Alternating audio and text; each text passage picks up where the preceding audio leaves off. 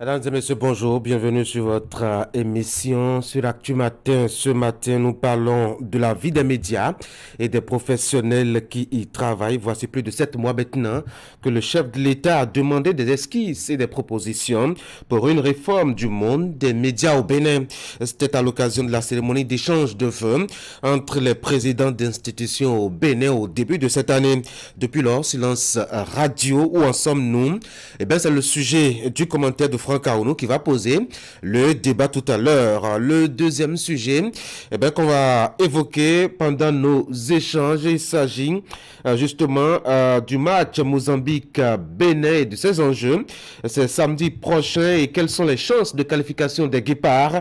C'est la question qu'on va se poser. Cotonou se déplace à Maputo pour une victoire impérative qu'il qualifierait à la CAN prochaine en Côte d'Ivoire. Nous en parlons donc en débat, mais avant, Sport Matin nous fera un peu de lumière. Ali Moumouni passera par ici pour l'actualité des sports sur Actu Matin. Nous sommes jeudi et comme les jeudis matins, nous allons faire appel à un maire au téléphone. Ce sera celui de Soava pour aujourd'hui. André Todja nous dira comment il prépare sa commune pour accueillir les inondations et les eaux qui s'annoncent. Bienvenue à tous.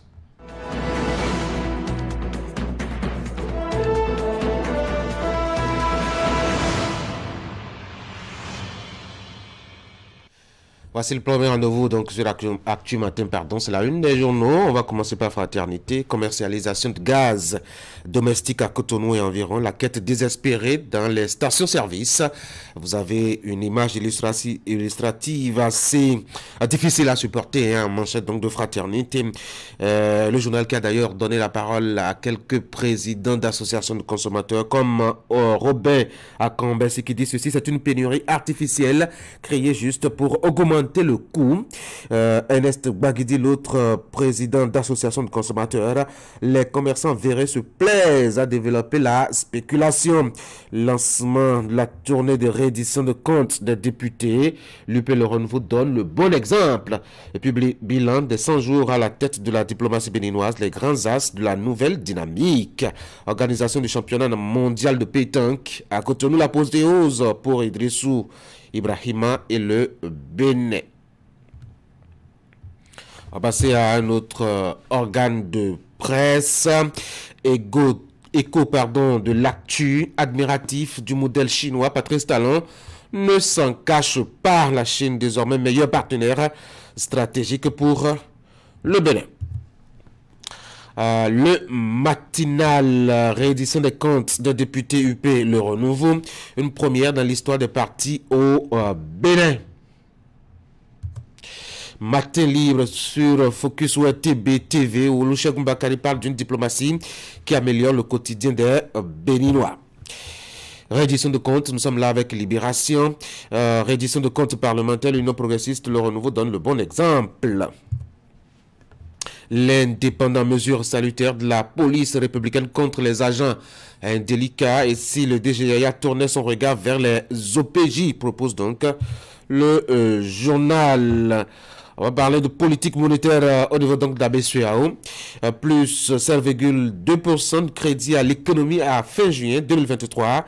De nouveaux taux directeurs annoncés donc. Passons maintenant à la cime de l'info reçue du 4 au 6 septembre 2023 au Palais Royal de Sa Majesté Adeyeye Enitan, le vice-président du trône royal d'Afrique, Denis Assongba, l'hôte du roi Oni Ife Ile du Nigeria. Nous sommes de retour à la une de Fraternité pour la deuxième lecture. Commercialisation de gaz domestique à Cotonou et environ. La quête désespérée dans les stations-service. Robert Akambessi qui dit ceci dans les colonnes du journal. C'est une pénurie artificielle qui crée, c'est une pénurie artificielle pour juste augmenter le coût donc du gaz domestique. Ernest Bagidi qui confie que les commerçants véreux se plaisent à développer la spéculation. Lancement de la tournée de réédition de comptes des députés. Le père Le Renouveau donne le bon exemple selon Fraternité. Bilan des 100 jours à la tête de la diplomatie béninoise. Les grands as de la nouvelle dynamique. Et puis organisation du championnat mondial de pétanque. L'apothéose pour Idrissou Ibrahima et le Bénin. Voilà donc les informations à la une des parutions ce matin, vous l'avez remarqué certainement. Les journaux ne sont pas en nombreux ce matin. C'est bien contraire aux habitudes quand on est jeudi matin, mais on va se contenter justement de ce nombre très très limité et passer maintenant à l'intérieur de Fraternité pour y voir un peu quels sont les sujets qui peuvent nous intéresser. Et déjà, vous l'aviez remarqué en manchette du quotidien, cette difficulté des populations de Cotonou et environ à obtenir du gaz domestique. Fraternité en parle. C'est un sujet d'enquête qui couvre sa page 2 tout entière. C'est une quête désespérée dans les stations-service. Le rang, il était très long hier, juste à côté de Canal 3 Bénin. Il y a une station-service qui offre justement le gaz par là-bas. Il fallait se battre et s'arracher quelques dents hier pour avoir sa bouteille de gaz. Le constat a été fait par Stanislas Alihuenou et puis Océane Sekloka, qui sont deux stagiaires à qui le journal a confié justement cette enquête. À 13 h, nous sommes à Ménoté, quartier de la ville de Cotonou. Les habitants de Ménoté environ se sont rassemblés en grand nombre à la station-service, espérant recharger la bouteille de gaz pour leurs besoins domestiques. Certains d'entre eux ont parcouru de longues distances, s'il vous plaît, laissant leurs obligations quotidiennes pour venir sur les lieux, car c'est la seule station qui vend depuis 1 heure de temps le gaz domestique dans tout Cotonou. Le calvaire. Et justement, pour ne pas se limiter justement à ce constat uniquement, Fraternité a donné la parole à quelques présidents d'associations de consommateurs qui se sont confiés. Vous avez déjà quelques extraits de leurs propos à la une du quotidien Fraternité. On peut revenir là-dessus. Robert Crombessi, président de l'association La Voix des consommateurs, qui dit c'est une pénurie artificielle créée juste pour augmenter le coût et faire souffrir les consommateurs. Son alter ego, Ernest Bagidi, président de l'ONG Bénin Santé et suivi du consommateur, qui confie qu'aucune information officielle sur la situation n'est fournie aux consommateurs. Et là, c'est le plus désespérant, en effet. Ce n'est pas quelques descentes des équipes de contrôle sur le terrain qui, visiblement, va soulager, je dois dire, les consommateurs, comme vous le constatez. Dans Fraternité aussi, vous avez la page inter. Cette fois-ci, c'est à la 8, avec quelques informations, notamment au Kenya, au Gabon, pour l'actualité liée justement à coup d'état d'il y a une semaine. Vous avez déjà que le président Faustin Archange Touadéra est désigné facilitateur de la CEAC au niveau donc du Gabon pour aider les choses à se décanter. Vous avez aussi quelques informations toujours au sujet du Gabon avec ce qui se passe à l'intérieur depuis que le président de la transition a prêté serment lundi matin. Il a fait quelques démarches. Achetez Fraternité et découvrez ce qu'il a pu faire dans ce sens.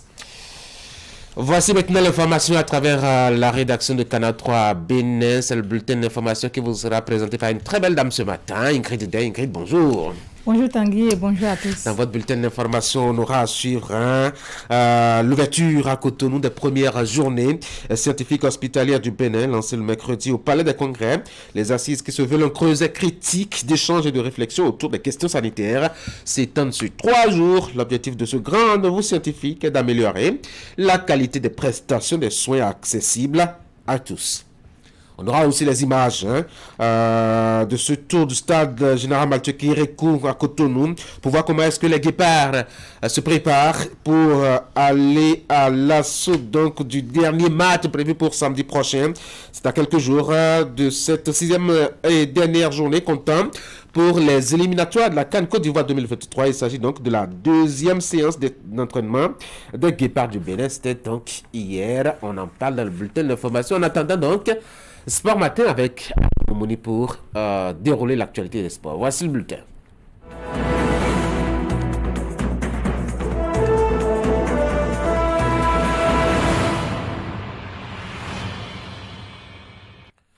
Comment offrir des soins de santé de qualité aux citoyens béninois?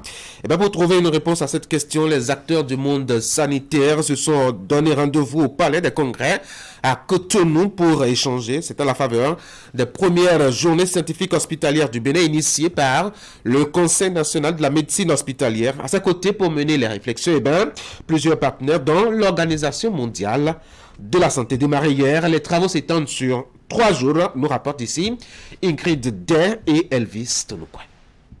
C'est ce haut décor de la majestueuse salle rouge du Palais des Congrès de Cotonou qui accueille les premières journées scientifiques hospitalières du Bénin. Initiative du Conseil national de la médecine hospitalière, ce grand rendez-vous de critique et de réflexion est le lieu pour ces acteurs du monde sanitaire venus de tous les départements du Bénin d'échanger et de faire le point de la mise en œuvre des réformes engagées par le gouvernement en vue d'améliorer la qualité des prestations de soins accessibles à tous.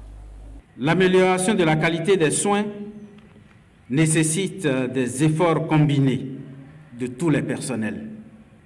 L'intérêt des journées scientifiques hospitalières que nous organisons en ce moment est de favoriser la collaboration entre les différents acteurs du sous-secteur hospitalier dans le but de promouvoir la qualité et la sécurité des services de santé ainsi que la satisfaction des patients.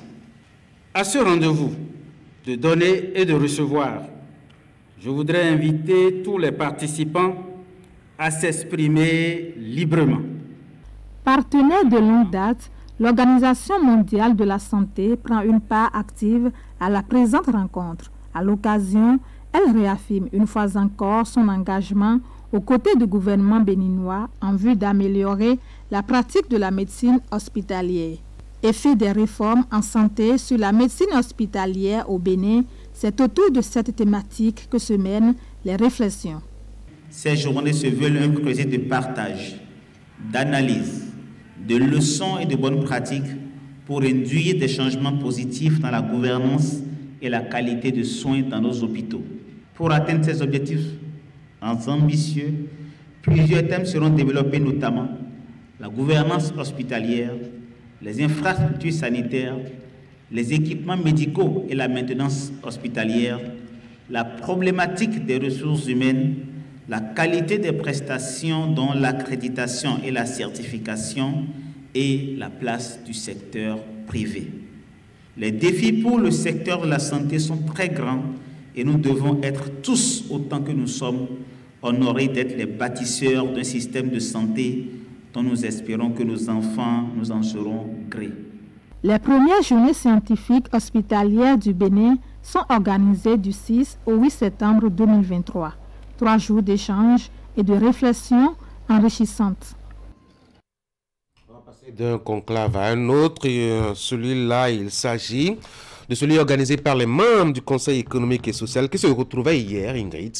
Oui, Tanguy, au cœur des échanges, les problématiques des crypto-monnaies dans les transactions financières, risques ou opportunités pour l'économie béninoise.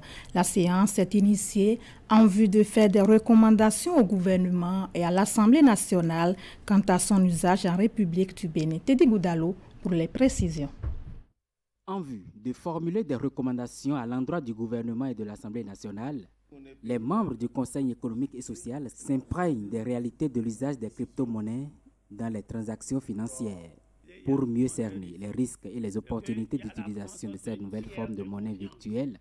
C'est l'expertise du professeur Théophile Dagba, maître de conférence et ex-directeur de l'École nationale d'économie appliquée et de management qui est sollicité. Une crypto-monnaie est une représentation numérique de la valeur qui n'est ni émise par une banque centrale ou une autorité publique, ni nécessairement rattachée à une monnaie officielle, mais qui est acceptée par les personnes physiques ou morales comme moyen de paiement et qui peut être transférée, stockée ou négociée électroniquement. Les explications de l'expert ont suscité de vives réactions dans le rang des conseillers. En l'absence d'un cadre juridique qui protège les usagers des crypto-monnaies, le professeur Théophile Dagba attire l'attention sur la nécessité de sensibiliser la population béninoise. C'est une affaire de responsabilité. Chacun est responsable. Le Bénin peut l'interdire sur le territoire national. Mais on ne peut pas m'interdire de faire mes achats en ligne. Je peux faire mes achats en ligne. Je prends ma carte Visa, j'ouvre un compte de crypto-monnaie et je fais mes transactions en ligne, j'achète des voitures à l'étranger sans utiliser au Bénin. C'est là le problème. On peut l'interdire, mais le problème ici, c'est qu'il faut sensibiliser la population pour mieux comprendre le phénomène et savoir comment s'engager.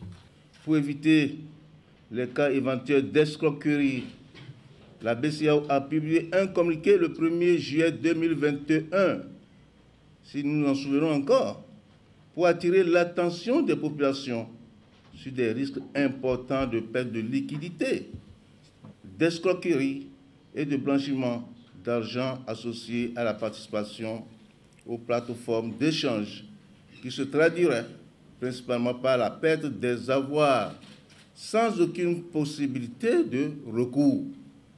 Cette séance d'échange se tient conformément au calendrier de la 7e session extraordinaire de l'année 2023. En attendant de statuer sur la problématique, la rencontre est suspendue par le président du Conseil économique et social. Longue file d'attente dans l'une des stations au risque de Cotonou. Comme vous le savez, depuis quelques semaines, le Bénin fait face à une pénurie de gaz domestique, une situation qui jusque-là ne s'est pas encore améliorée. Depuis lors, les populations ne cessent de prendre d'assaut les points de vente de gaz domestique afin de s'approvisionner. Je vous invite à suivre les impressions de quelques consommateurs. Depuis 5 ans, nous sommes ici pour histoire de gaz. On n'est pas encore servi. On souffre. On souffre, on ne sait pas bien, c'est pas bien. La pénurie là, c'est pas bien. Il faut revoir ça au moins pour nous. Par exemple, il y en a qui sont là pour la cuisine, il y en a qui gèrent les restaurants. Sans ça, ils ne peuvent pas travailler. Bon, c'est ce matin, un ami m'a appelé pour dire qu'il y a la gaz ici. Parce que depuis un moment, on ne trouve pas de gaz, on ne sait pas ce qui se passe. On m'a appelé ce matin, donc j'ai couru pour être là. Voilà, il y a un monde fou, on ne sait pas, on partage des tickets. C'est un peu flou. Et vraiment, moi personnellement, j'ai un maquis. Et c'est difficile, c'est compliqué pour moi. Je n'utilise que du charbon et ça complique mon fonctionnement dans le maquis. Du coup, je suis en retard par rapport au service. Je voulais demander au gouvernement, il faut qu'il fasse l'effort pour qu'il n'y ait plus ces gens de pénurie. Sinon, depuis près d'1 mois, on est dans les besoins. Ils nous ont mis de miel sur les nez et sur la langue. Et puis, finalement, c'est de Nivaki qu'on a dû trouver. Depuis des jours, je suis à la recherche de gaz pour renouveler ma bouteille dans toute la ville de Cotonou, mais en vain. Et ce matin, j'ai aperçu le camion qui vient décharger le gaz. Une note sportive pour clôturer cette édition. Les Guépards du Bénin s'activent pour le match contre le Mozambique, comptant pour la 6e et dernière journée des éliminatoires CAN Côte d'Ivoire 2023. Ils ont tenu mardi leur 2e séance d'entraînement au stade général Mathieu Kérékou de Cotonou. L'exercice a connu la participation de 24 joueurs sur les 25 attendus. Retour ici sur cette séance d'entraînement. On a besoin d'un guide sur le terrain, voire hors du terrain. Tels étaient les mots du sélectionneur des Guépards du Bénin sur la convocation de Stéphane Sesseyon. Avant le début de cette 2e séance d'entraînement, le technicien franco-allemand et l'emblématique capitaine ont échangé quelques mots. 24 joueurs ont pris part à cette séance, dont David Keki, qui a rejoint l'effectif au petit matin de ce mardi. Durant une bonne trentaine de minutes, le groupe a effectué un gros travail physique. Après cet exercice, le groupe des Guépards était occupé au jeu d'équipe sur un espace réduit, hormis le latéral gauche béninois, lui qui était à l'écart pour un exercice de récupération. Parce qu'il est arrivé à 3 h du matin et j'ai voulu le laisser un petit peu se reposer. Et la fatigue du voyage, et puis il avait joué dimanche, il avait joué jeudi aussi en Coupe d'Europe. Donc ça faisait beaucoup de matchs, il avait besoin de souffler. À 4 jours de la finale face au Mozambique à Maputo, l'état d'esprit du groupe reste tout de même rassurant. On va tout donner pour la nation samedi. Voilà, l'important c'est qu'on se qualifie On est parti de loin dans cette campagne et là on a la possibilité d'aller en Côte d'Ivoire et je sais que mes partenaires et moi on va tout donner ce samedi. Le mot d'ordre général, c'est de tout donner pour se qualifier, mais aussi de se battre pour le pays, évidemment, parce que le pays a raté 2 fois de suite la qualification pour la CAN. C'est un peu inespéré d'avoir cette finale, parce qu'après les 2 premières défaites, c'était pratiquement éliminé. Et du coup, cette chance se présente, on va essayer de la saisir. Discours rassurant. De toute façon, les Guépards du Bénin vont tenir encore 2 séances d'entraînement à Cotonou avant leur départ pour la capitale mozambicaine où ils vont chercher le 9 septembre prochain face au MoMA du Mozambique leur billet pour la CAN Côte d'Ivoire 2023. Ce sera tout pour ce bulletin d'information, Tanguy. Ingrid, merci beaucoup pour cette présentation. Je vous souhaite de passer une très très bonne journée. Mesdames et messieurs, il y a d'autres rendez-vous d'information de la journée. Si vous êtes abonné à Canal 3 Bénin à 11h, déjà vous aurez un mini rendez-vous, dois-je dire, pour le bulletin d'information. À 16h aussi, vous avez un autre rendez-vous de la même nature, mais entre les deux, le rendez-vous de la mi-journée, c'est à 13h, c'est une grande édition. Et puis, dans la soirée, à partir de 19h30, vous avez déjà notre rendez-vous pour vous faire le point de l'actualité de la journée. Dans le menu d'Actu Matin, on va continuer à égrener en attendant donc les sports et que Ali s'installe. Eh bien, vous aurez le commentaire, comme je l'ai annoncé tout à l'heure, de Franck Kaounou qui va nous parler de la vie des médias. Une réforme est annoncée depuis le début de cette année. On n'en entend plus parler. Où est-ce qu'on en est? Eh bien, l'homme nous en dira 2 mots et puis on en discutera. On parlera aussi, on profitera donc pour parler, puisque Actu Matin sera vraiment sport ce matin. Et comme vous l'aviez vu déjà dans les images proposées par Ingrid Dead dans le bulletin d'information, vous aurez donc droit à nos avis sur le prochain match contre le Mozambique. C'est le Bénin qui se déplace à Maputo. Quelles sont ses chances de réussite? On en parle tout à l'heure. Voici Sport Matin.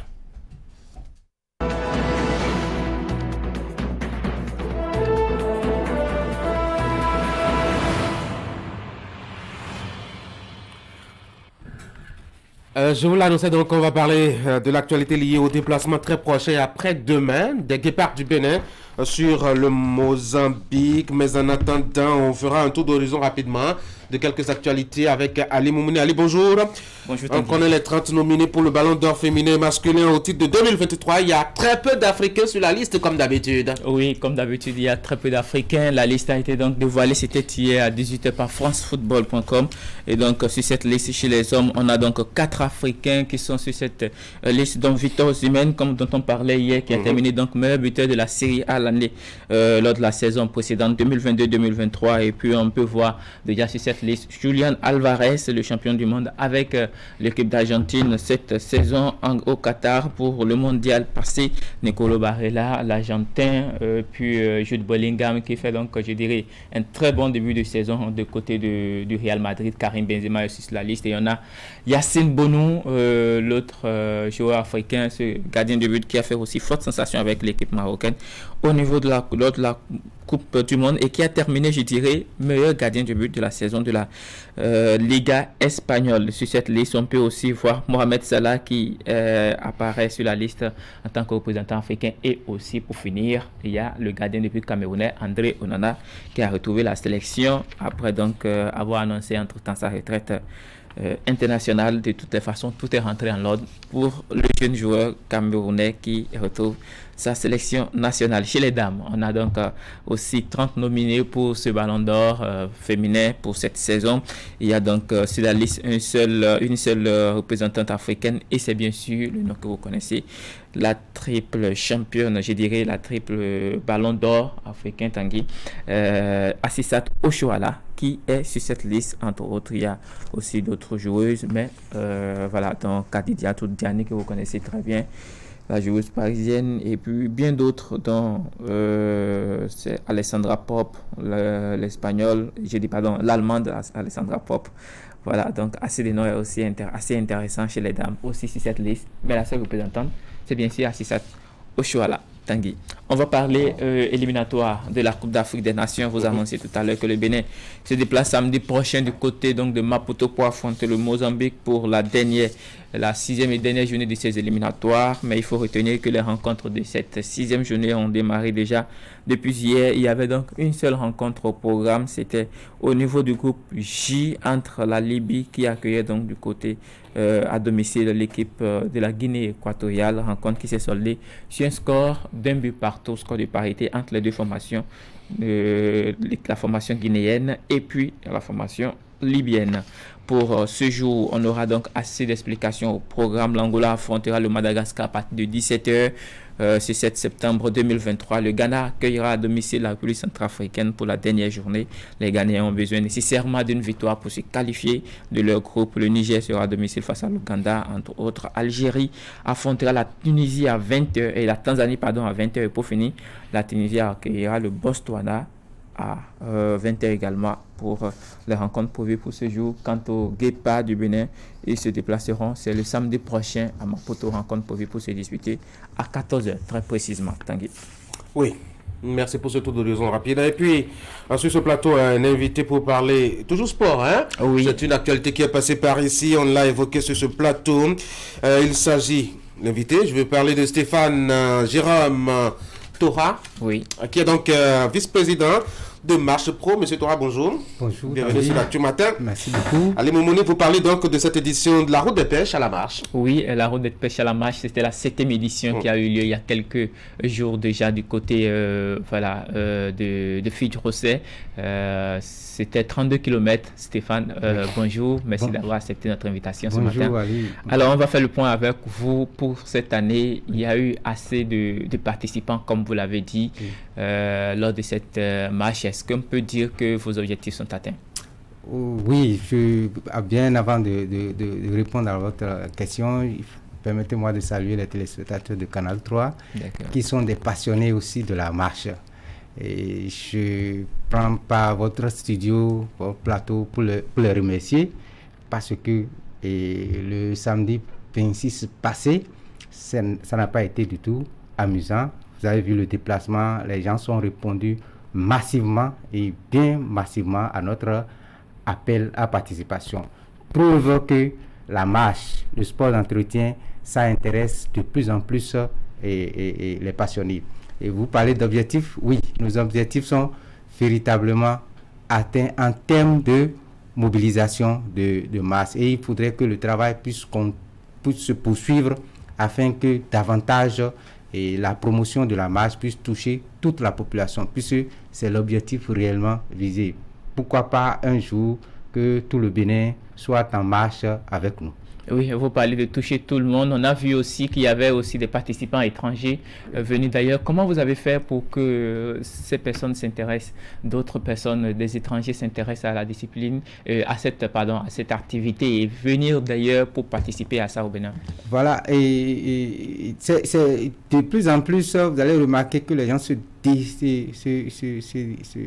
ruent vers ce sport de masse qui en fait est un sport santé, comme on le dit, et ce qu'on vient gagner en pratiquant cette activité, c'est la santé.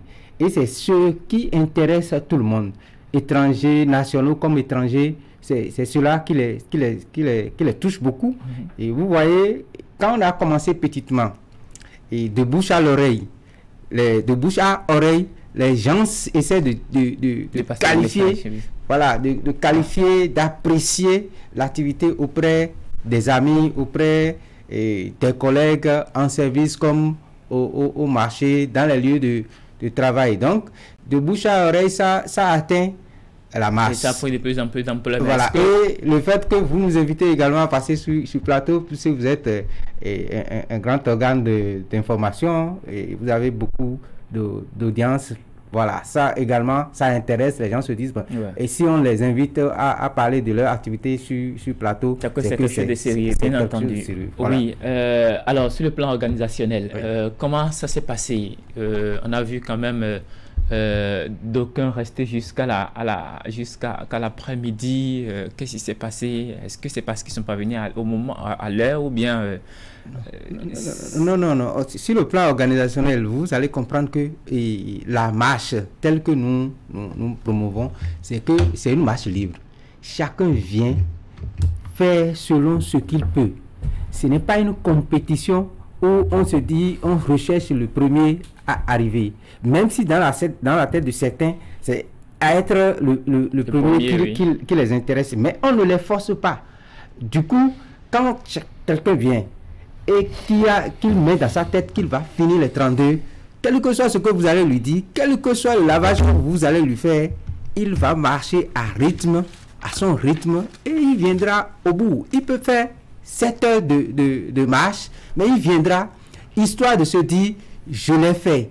Et c'est d'ailleurs pour ça que cette année-ci, nous avons dit que cette activité initiée par l'association Marche Pro, que ça contribue, ça offre un espace de promotion de la marche, et ça permet à tous les participants de se surpasser. Si tu vis sur le parcours, quelles que soient les circonstances, tu vas finir. Même si tu te dis, je vais faire 2 km, je vais faire 5 km pour abandonner, en voyant les gens faire, tu es tenu d'aller jusqu'au bout pour te satisfaire. C'est une satisfaction individuelle, personnelle, avant d'être une satisfaction du groupe. Ok, vous voulez quand même faire de cette discipline-là, s'il faut le dire ainsi, la marche, faire de la marche, donc faire pratiquer la marche par tous les Béninois, afin que, je dirais, tous les Béninois s'adonnent à cette activité-là. Aujourd'hui, là où vous en êtes, est-ce que vous pensez que ça pourra devenir une habitude de tout le monde au fil des ans? La réponse à cette question, c'est la participation, c'est le grand nombre de participants de la dernière édition, c'est la 7e. Vous voyez, nous avons crevé notre prévision parce qu'on ne s'attendait pas à avoir une telle participation. Participation.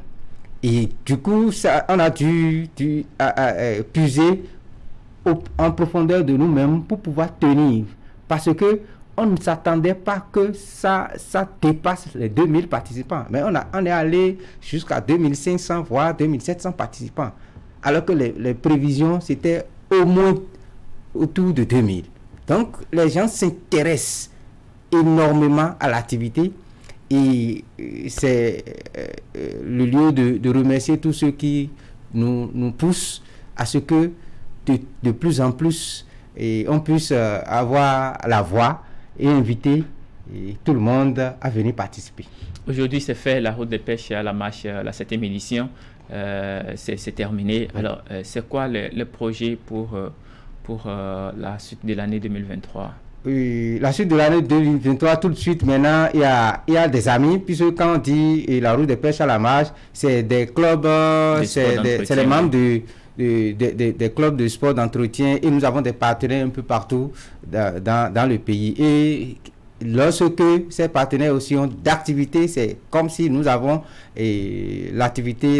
Vous parlez bien sûr d'autres clubs. Oui, des partenaires d'autres clubs, voilà. Donc, tout de suite, le samedi 16 septembre prochain, nous serons du côté de Grand Popo pour soutenir BMG Club et 3S qui sont nos partenaires de ce côté-là, qui font également de la promotion de la marche. C'est la marche épée.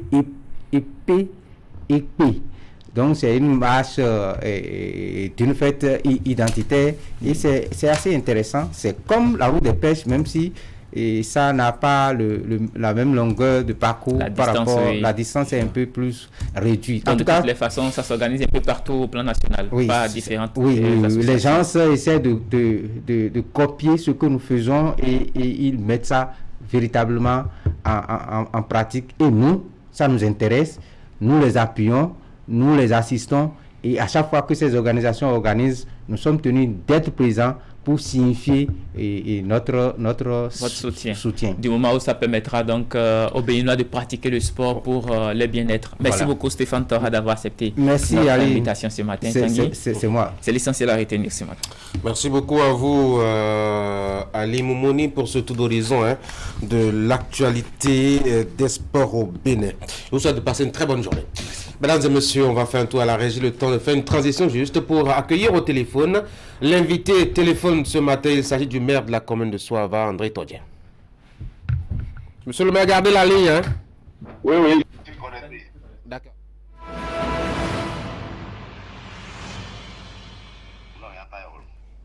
Nous sommes de retour sur ce plateau pour avoir le maire au téléphone, André Todien. Monsieur Todien, bonjour. Bonjour. Merci d'avoir accepté de nous parler au téléphone de votre commune. Ce matin, on va surtout se focaliser sur l'actualité liée justement à la saison, c'est les inondations. On annonce beaucoup d'eau qui descend déjà et au niveau de votre commune, le fleuve qui traverse de part en part votre territoire monte déjà de niveau. Quelles sont les dispositions actuelles, monsieur le maire? Bonjour, monsieur Tanguy. Comme vous savez,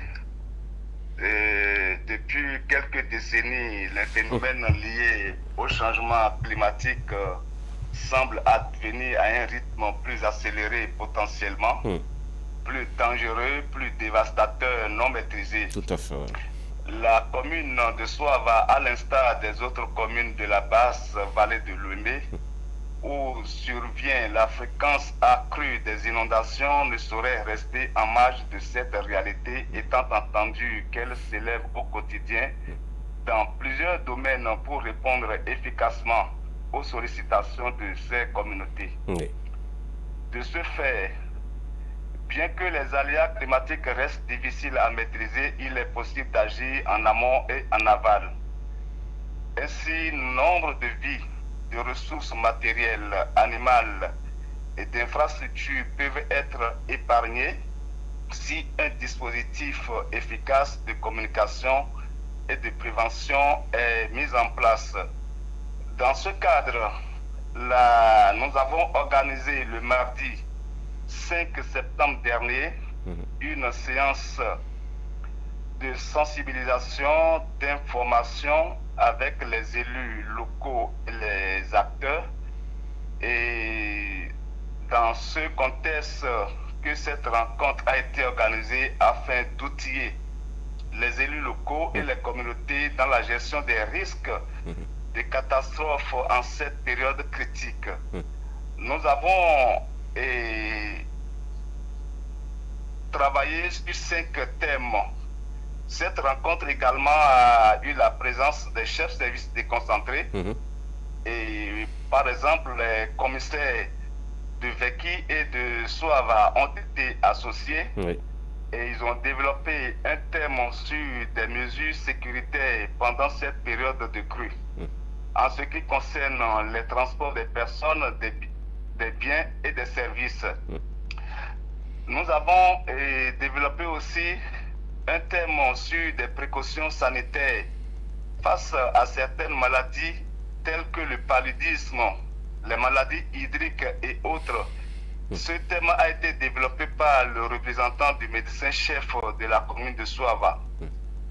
Le chef région pédagogique a développé aussi un thème sur les préparatifs de la rentrée scolaire 2023-2024, les dispositifs sécuritaires, pratiques et de protection des apprenants, des enseignants qui ne sont pas nécessairement de Soava en cette période de crue. Le 4e thème a été développé par le chef service du centre de promotion sociale qui nous a entretenu sur l'essor des violences basées sur le genre en cette période à travers multiples pratiques. Vous savez que pendant la crue, il n'y a pas d'activité, donc les gens sont obligés de rester à la maison. Le papa, la maman, les enfants à la maison pendant 2 mois, vous pouvez imaginer peut-être des cas de violence et autres. Le secrétaire exécutif de la mairie a profité pour parler de la mobilisation des ressources propres de notre commune. gage d'un développement socio-économique en cette période de crue, car les activités sont coupées dans la commune de Soava. Voilà ce que nous avons pu organiser, ce que nous avons pu faire le mardi dernier, tout en travaillant sur la prévision, sur la prévention des risques liés à cette période de crue que nous traversons. Et les gens ont peur, les populations qui étaient là, certains avaient peur de risque que nous n'ayons pas la crue de 2010 parce que c'est encore toujours gravé dans la mémoire de certaines populations. C'est bien cela. Et justement, parlant de la crue de 2010 qui est restée mémorable, vous l'aviez dit, hein, les populations l'ont encore en mémoire. Est-ce que vraiment elles ont appris de cette expérience-là? Quand vous voyez un peu comment elles se comportent aujourd'hui, en attendant justement ces pluies qui s'annoncent? Oui, les gens, vous savez, quand on dit le chat échaudé craint l'eau froide. Et moi-même qui vous parle, il y a encore des séquelles au village. Donc les gens, aujourd'hui, c'est vrai que il y avait beaucoup de difficultés, beaucoup de dégâts, mais on a pris quand même des dispositions pour que nous puissions oublier ces dégâts et faire en sorte que les maisons qui étaient construites en banco puissent être élevées. Au lieu d'utiliser des bois pour faire des piliers, aujourd'hui on fait des bétons, on fait des poteaux en béton. C'est vrai que c'est coûteux, mais on ne peut que faire ça pour que les maisons puissent résister à cette crue, à cette période très critique. Voilà un peu les dispositions que nous avons prises. Et si nous avons organisé cette rencontre, c'est sûrement pour la prévention. C'est sûrement pour la prévention. Nous sommes à la veille de la rentrée scolaire. L'année dernière, avec la crue, je crois qu'on est resté encore un mois. Les enfants sont restés un mois à la maison, à la rentrée, avant de reprendre le chemin de l'école. Et comment nous allons nous organiser cette année pour vraiment réussir la rentrée? Je crois que c'est tout cela qui nous a motivés à organiser cette rencontre. C'est ça. Est-ce que véritablement les populations sont déplacées pour venir vous suivre? On a l'impression que cela se fait en quatre murs entre les autorités de la municipalité, de la mairie, et puis ça s'est arrêté là. Non, au fait, vous savez, Soava a une population de 120 000 habitants, à 123 000 habitants. On n'a pas une infrastructure pour accueillir 123 000 personnes. Et quand nous parlons de la commune, vous savez qu'il y a une décentralisation. Il y a le maire, les conseillers communaux, les élus locaux. On a invité les 69 chefs de village et les 25 conseillers communaux qui étaient là avec quelques personnes aux ressources. Maintenant, c'est à eux d'aller dans les villages pour faire la réduction de comptes. Et vous les suivez. Pour sensibiliser à leur tour, pour aller faire un compte rendu dans leur village. Je crois que c'est mieux comme ça. Et déjà, ça a commencé, il y a certains chefs de village, même aujourd'hui ou demain, qui vont commencer par alerter leur population pour dire, voilà, on a reçu une information à la mairie le mardi, voilà, on fait le retour par la population. Tout à fait. Alors là, on a ciblé les hommes. On sait aussi que la crue, ce n'est pas que les hommes, même si c'est surtout les hommes, ce n'est pas que les hommes. Il y a aussi les champs qui sont envahis, les cultures qui sont détruites. De ce côté-là, qu'est-ce que la mairie fait?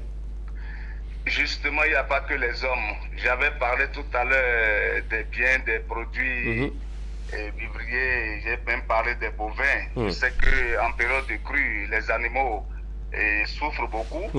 Mais comme d'habitude, il y a des enclos qui se font et pour abriter ces animaux. En ce qui concerne les cultures, c'est vrai que tous les champs sont inondés, on ne peut rien, on ne peut pas semer dans l'eau. C'est des dispositions quand même. On sait que les populations qui font la culture savent qu'en période de crue, on ne peut rien faire. On ne peut rien faire, donc on pioche dans les réserves, dans les réserves pour pour tenir. Traverser ces 2 ou 3 mois de crue. C'est ça. C'est pour ça que je dis que c'est vraiment une période de soudure. La période de crue à Soava, c'est une période de soudure. Il n'y a aucune activité. Ça a même des incidences sur la mobilisation des ressources au niveau de la commune. Monsieur le maire, on sait que toutes les communes de Bénin se sont dotées de plans de contingence en cas d'urgence, mais l'expérience a montré que certains plans ont été élaborés de façon, en tout cas sont en déphasage par rapport aux réalités sur le terrain. Et il y a maintenant quelques années de mise en œuvre, de mise en application et d'expérimentation. Quel bilan fait-on au niveau de Soava? Nous avons aussi un plan de contingence. Je crois que ce plan, il y a 2 mois environ, ce plan a été révisé, actualisé. Et je crois que c'est ça qui nous a motivés à organiser la rencontre du mardi dernier, parce que dans le plan de contingence, il faut aller voir ce qui est dedans. Et ce que nous avons fait aussi, ça fait partie, c'est des éléments que nous avons puisés dans le plan de contingence. En tout cas, ce que nous faisons actuellement, c'est la veille citoyenne. C'est la veille citoyenne pour que, au cas où il y aura un problème quelque part, qu'on soit rapidement informé et pour agir. Et les chefs de service déconcentrés de la mairie, moi je les remercie beaucoup parce qu'ils étaient là. Chacun a pu quand même parler en ce qui le concerne. Voilà. Merci beaucoup, monsieur le maire. Est-ce que vous avez un appel pour conclure cet entretien?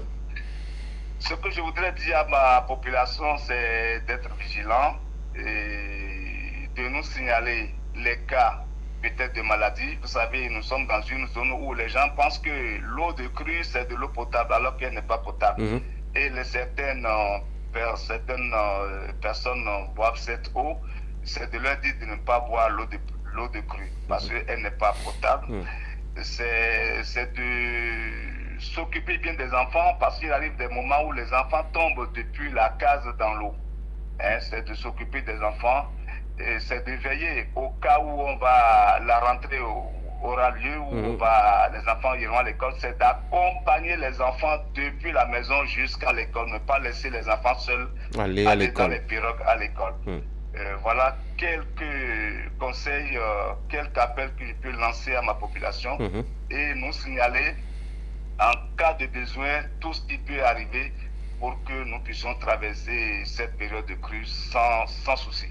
Monsieur le maire, merci beaucoup. Merci, c'est moi. Passez une très bonne journée à Soava. Merci beaucoup. Mesdames et messieurs, c'était le maire de la commune de Soava, André Todjel. Il était au téléphone en direct de sa commune, juste à côté d'Abomey Calavi. Abomey Calavi qui est à côté de Cotonou. On va faire la pause maintenant.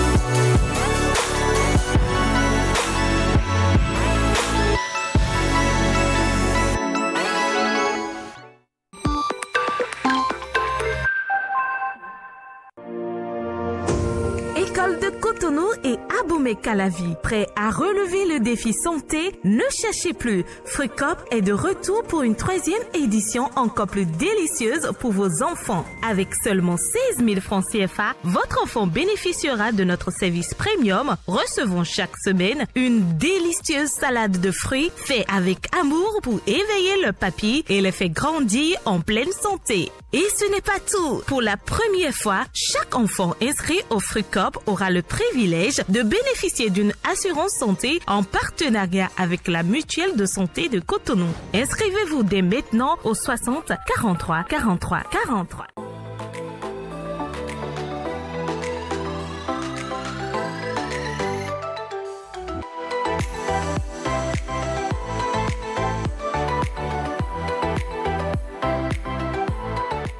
Nous sommes ici à la buanderie de Leader Pressing. L'opération qui se déroule ici, c'est l'opération de repassage des draps.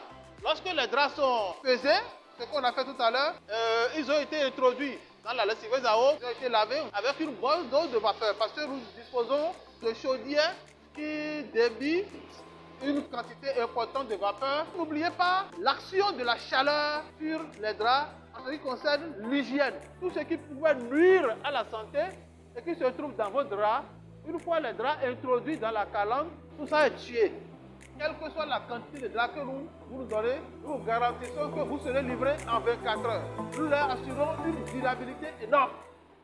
USM Bénin, établissement privé d'enseignement supérieur, spécialisé dans la formation de leaders, vous offre différentes formations homologuées par l'État béninois et accréditées par le CAMES qui vous donne les grades de licence et master professionnel. Au terme de votre formation, vous êtes directement opérationnel dans le tissu économique et maîtrisez les péripéties de l'administration des entreprises, des relations internationales et des sciences sociales. Nos filières en licence Bac+3 et master Bac+5, génie civil, eau et assainissement, administration générale, administration des finances, sciences juridiques, sciences politiques, sciences économiques et de gestion, marketing, communication et commerce, banque finance et assurance, finance, comptabilité et audit, gestion des ressources humaines, entrepreneuriat et gestion des projets, transport et logistique, gestion des médias, hôtellerie, tourisme et restauration, système informatique et logiciel, assistant de direction. USM Bénin, c'est la boussole à l'emploi indépendant et salarié. Nos différents sites, Cotonou, Calavi, Akpapa, Porto Novo, Lokosa, Boïcon, Parakou, Djougou. Contact plus 229 97 30 84 84. USM Bénin, le chemin vers l'emploi.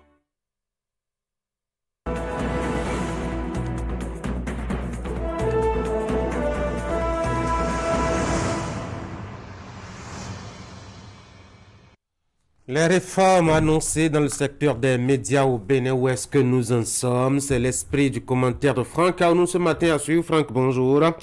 Le jeudi 12 janvier 2023, le président Patrice Talon a annoncé sa volonté d'opérer des réformes dans le secteur des médias à travers une déclaration forte applaudie à l'occasion justement par tout le monde. Plus de 9 mois après cette annonce, est-ce qu'on a une idée de là où on en est? Eh bien, on n'est nulle part pour le moment. Et si je vous retourne la question ou que je promène mon micro ou nos caméras dans les rédactions ou encore dans les méandres des fêtiers de la presse, eh bien, la moisson sera la même. On n'est vraiment nulle part 9 bons mois après que le président de la République a eu la volonté nettement affichée de poser le débat des réformes dans le secteur des médias. Que dis-je dans notre secteur? Premier citoyen de la République qui a pris 7 ans pour bien observer le monde des médias, qui a été, ma foi, inspiré d'engager de profondes réformes. Patrice Talon n'a encore rien reçu comme proposition, ne serait-ce qu'un draft sur son bureau. Je rappelle que c'est à l'occasion de la cérémonie d'échange des civilités du Nouvel An que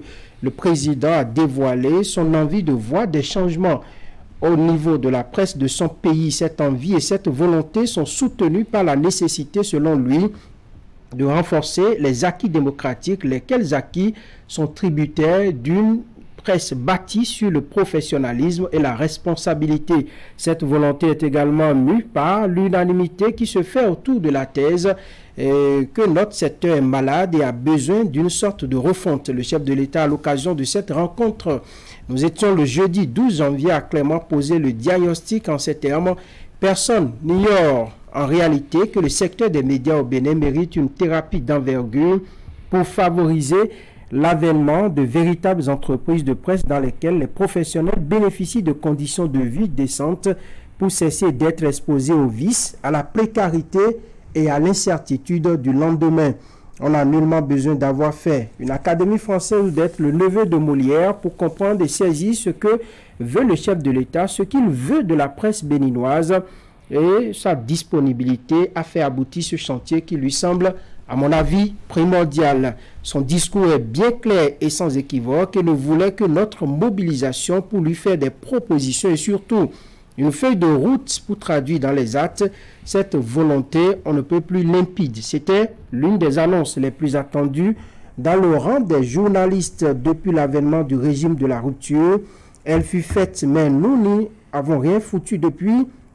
On est dans la léthargie et c'est bien dommage car cette réforme devrait permettre, premièrement, d'assainir le monde des médias qui est devenu un réceptacle de tous ceux qui veulent se donner un nom à travers une profession, de restructurer les entreprises de presse pour les rendre plus résilientes et d'améliorer les conditions de vie des professionnels des médias. Qui dit mieux Tanguy, mais la perche nous est tendue, impossible de la saisir jusque-là. Tendue, mais suspendue, dira-t-on, impossible qu'une main la saisisse. En tout cas, on n'a pas d'écho, comme vous le dites. Conséquence, la réforme voulue par le président sommeil.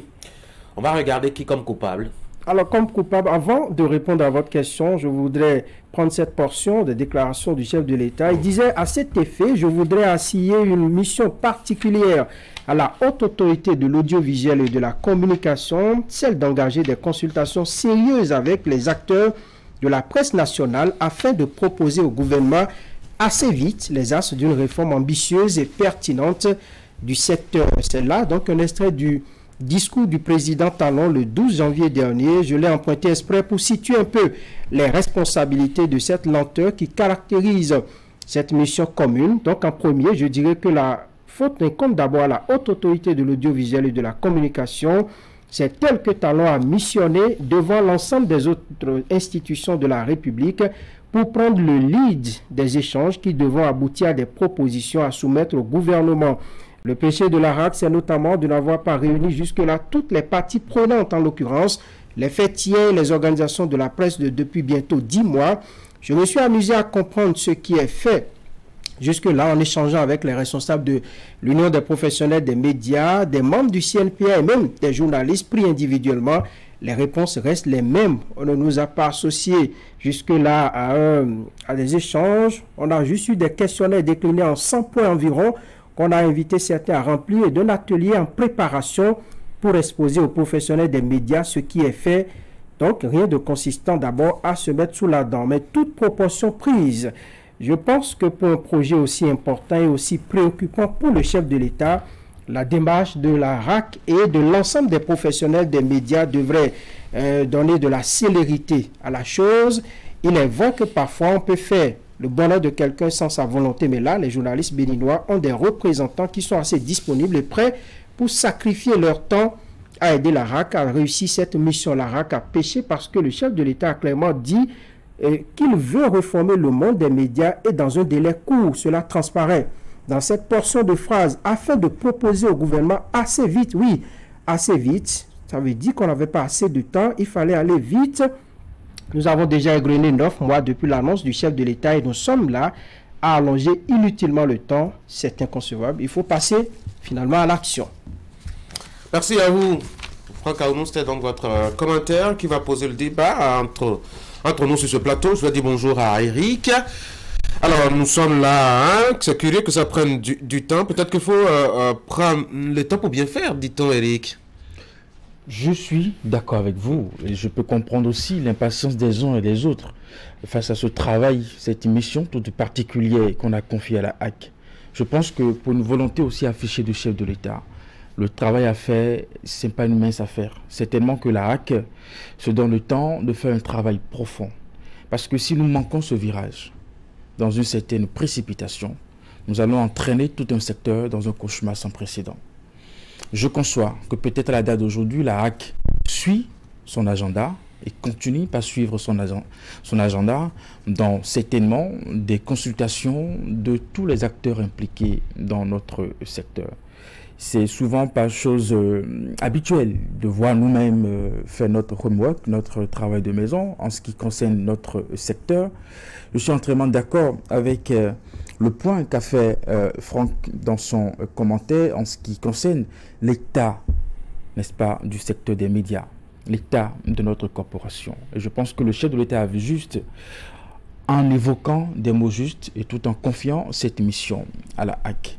Notre impatience montre justement, à juste titre, que nous attendons beaucoup de ce travail, beaucoup de la HAC, qui, dans une certaine mesure, pourra nous permettre de voir ce métier autrement dans l'avenir. Franck? Alors, le débat ici, il ne s'agit pas que de la RAC. C'est vrai que le chef de l'État a désigné l'institution de régulation des médias pour, comme je l'ai dit, prendre le lead des échanges. Il s'agit d'abord des professionnels des médias. Quand vous écoutez le discours du chef de l'État, il a fait un diagnostic qui met en cause, disons, les conditions de vie, qui met en exergue comment les entreprises de presse, vous ne me direz pas le contraire, triment aujourd'hui pour payer les salaires du personnel. Comment est-ce que la presse vit en général? Et il est tombé d'accord qu'il faut réformer le secteur. Alors, pour une volonté du chef de l'État, quelqu'un qui n'a pas que ça à faire, moi je pense qu'il faudrait, on peut bien faire dans un délai court. Les RAC en a les moyens. Est-ce que ce ne sera pas très précipité là? Non.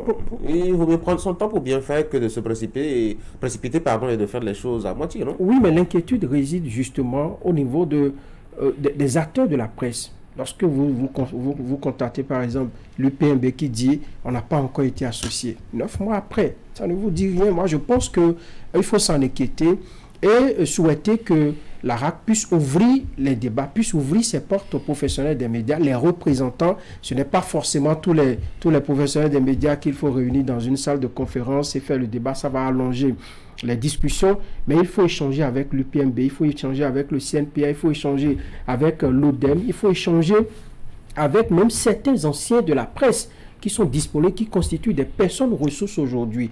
On ne peut pas, dans les 4 murs de la RAC, mettre en place une commission. La commission peut-être va diriger les discussions, mais je pense qu'ensemble, nous pouvons sortir des idées qui vont nous permettre d'évoluer, des idées à vite transmettre au chef de l'État. Et on peut même pas faire, parce que le chef de l'État, lui, peut-être qu'il a sa petite idée, quelles que soient les propositions que vous allez faire, il peut dire bougez cette ligne, faites ci, faites ça, pour le bien des journalistes. Et on s'est toujours plaint, par exemple, que l'aide de l'État à la presse privée a été, par exemple, suspendu. On ne reçoit plus cette aide-là. C'est le moment, par exemple, d'inviter les patrons de presse, de discuter avec eux dans quel canevas, dans quelle démarche on peut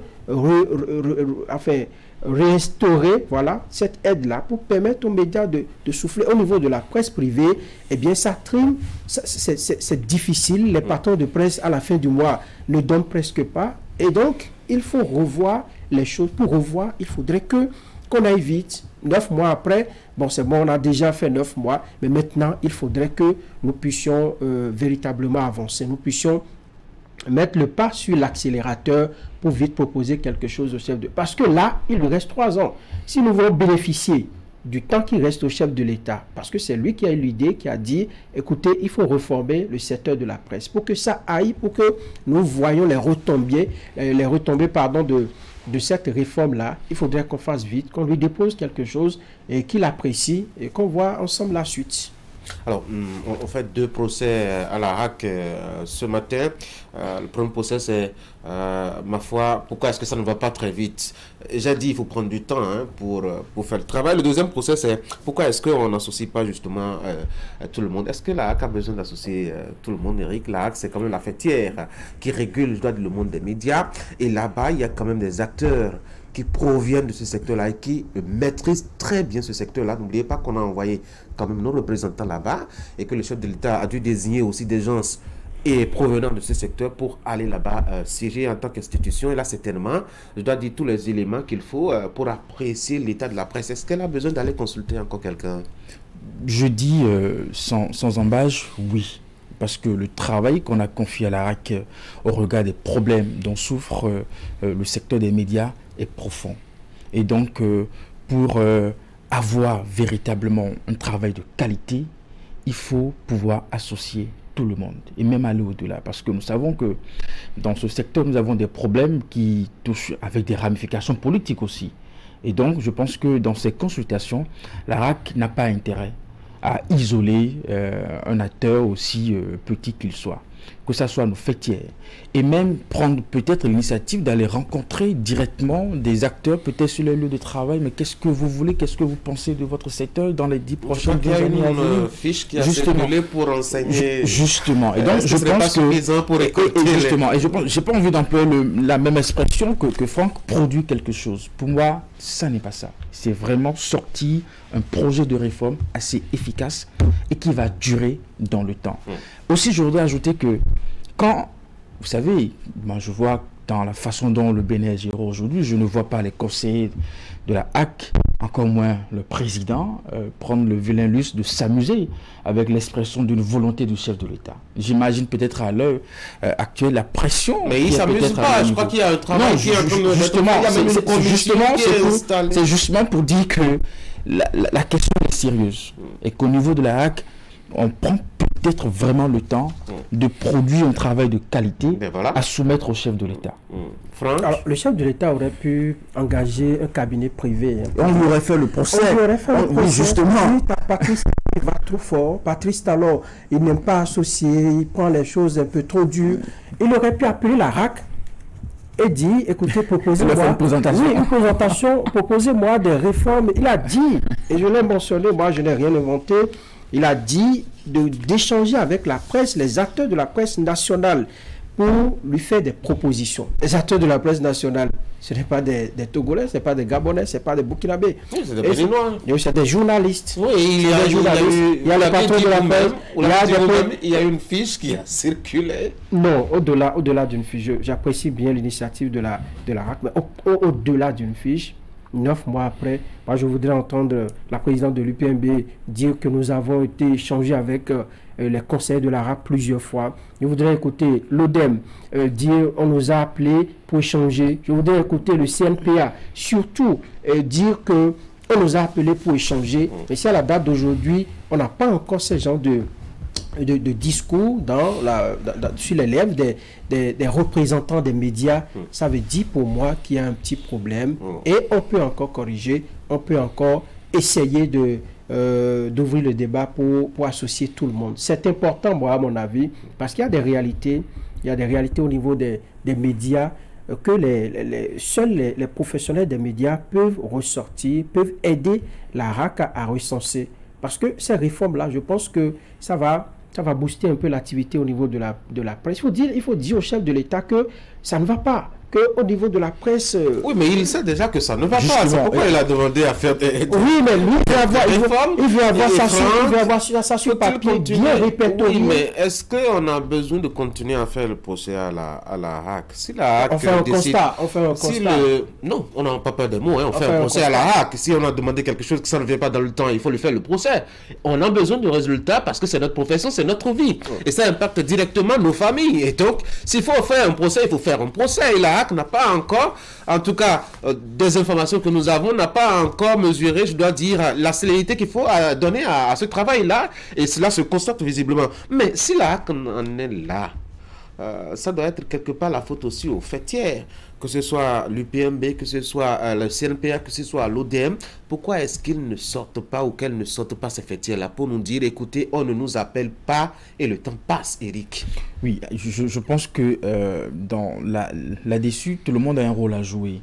Et aujourd'hui, la santé de nos fêtières fait partie aussi des problèmes de notre corporation. Vous en avez qui n'existent pratiquement plus, ou peut-être existent juste de nom. Au moins, c'est de nos jours, nous voyons l'ODEM sur ses chevaux, sur pas mal de questions. Je pense qu'aujourd'hui, ils ont encore initié notre activité. C'est des initiatives du genre que nous voulons voir pour la santé de nos fêtières. Et donc, la santé de nos fêtières fait partie aussi des problèmes de la corporation. Et donc, je pense qu'il faut davantage garder espoir de ce que, avec ce qui est demandé par le chef de l'État et le travail que fait en ce moment la HAC, il y a un espoir pour le secteur des médias. Et ça, je voudrais m'adresser personnellement aux conseillers, à nos amis qui sont à la HAC. C'est nous qui les avons votés, qui les avons envoyés là-bas. C'est peut-être encore le lieu de davantage les soutenir. À ce que le travail qui se fait ne soit pas un travail bâclé. Il y va, comme vous l'avez dit, Tanguy, de notre travail, de nos familles qui en profitent et qui en jouissent. Peut-être pas suffisamment aujourd'hui, et peut-être demain, ça va changer. Et donc, si nous ratons le coach, moi je pense qu'il faut peut-être davantage se mobiliser. Moi, j'ai pas envie qu'on se retrouve dans le champ d'action où il faut pouvoir se dézinguer et tout ça. On doit se mobiliser ensemble pour que ce travail soit le fruit de tout ce que nous voulons. Et à nos amis de la HAC, si nous manquons le coach de ce qui a été nous demandé là, maintenant, vous serez responsable de ce que vous avez l'opportunité de faire une réforme profonde et vous ne l'avez pas fait. Demain, nous, on en tiendra compte pour les prochaines élections, justement. Et donc, je pense que c'est assez... Ça, c'est un chantage. Vous savez, on peut s'amuser avec tout. On peut s'amuser avec tout. Vous l'avez dit, Tanguy, sauf le travail. Moi, je ne sais pas faire autre chose que ça. C'est le travail. C'est ce qu'on m'a appris. Il faut vivre par son travail, et puis tout ça. Donc, si aujourd'hui...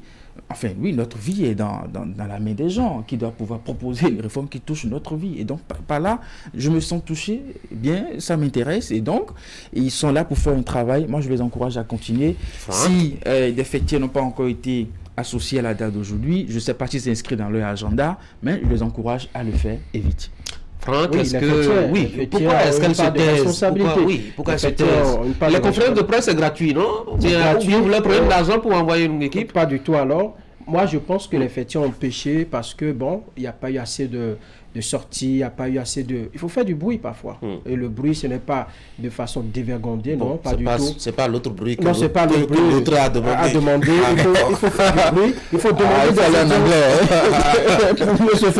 Voilà, il faut demander des audiences au président de la RAC. Il faut frapper à sa porte pour dire, mais président, on ne sent rien. Mais ça a marché, son bruit. Voilà. Donc, je pense que les fêtiers ont également une part de responsabilité. Je veux parler de l'UPMB, je veux parler du CNPA, je veux parler de l'ODEM, je veux parler de l'ensemble des journalistes, qu'on écrive, qu'on dise attention, on veut voir clair dans ce qui se fait, on veut être associé et qu'on puisse raviver un peu la flamme de notre impatience, de dire que l'attente, ça dure beaucoup trop et qu'on a envie que la fumée blanche puisse sortir et qu'on puisse rediriger cette fumée-là vers le palais et qu'on en décide quelque chose. Moi, je pense que tout le monde a une part de responsabilité, mais je pense que la grosse part de responsabilité revient à la RAC. Vous savez, pour les cadres de presse, ça a pris énormément de temps.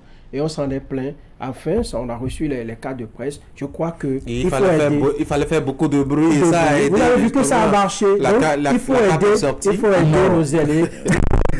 Et ceux qui nous représentent là-bas à aller un peu plus vite pour le bonheur. En tout cas, à Canal, nous sommes en train de faire notre bruit à nous. J'espère que la HAC va nous entendre à ce propos et nous aider justement à sortir de cette galère-là. Parce que vraiment, la presse, elle est dans une galère. Et c'est vraiment curieux que quand il s'agit des médias, très peu de journaux et de journalistes en parlent. Je n'ai même pas vu dans le quotidien. Au mieux, les gens quand il s'agit des médias, nous n'avons pas toujours ce soutien que nous accordons à d'autres corps de métier, que nous accordons à d'autres acteurs. Comme les cordonniers qui se chaussent toujours mal. Pourtant, c'est nous qui sommes toujours à leur côté, à défendre leurs intérêts, vaille que vaille, n'est-ce pas? Alors, quand on parle de réforme, qu'est-ce qu'on veut changer au fait dans ce monde de la presse? La vie du journaliste. Oui, j'ai dit qu'on va changer le salaire en même temps. Moi, je l'attends, si c'est cela, moi je l'attends pour demain matin. Il faut multiplier mon salaire par 3-4, ça va vraiment beaucoup m'aider. Oui. Sans être dans le secret de Dieu, je pense qu'avec les propos tenus par le chef de l'État, si par exemple une entreprise de presse se sent soutenue, il n'y a pas de raison que cela ne réjaillisse pas sur le personnel, que cela ne réjaillisse pas sur le matériel. Comment on soutient la maison de presse alors? Je vous ai parlé de la presse, de l'aide de l'État à la presse privée, par exemple. Ça nous déchire souvent, et puis les modalités de oui, justement, mais il faut proposer les modalités, il faut proposer le canevas qui va le mieux, qui puisse nous d'abord profiter. Augmenter la cagnotte. Oui, augmenter la cagnotte. Ça, c'est clair. Parce que augmenter la cagnotte. Connaissant le chef de l'État qui fait les choses bien, qui fait souvent des choses bien grandes, on peut espérer qu'à l'issue de ces réformes... Ça passe au milliard, par exemple. Oui, pourquoi pas. Pour dire un milliard par an pour la presse.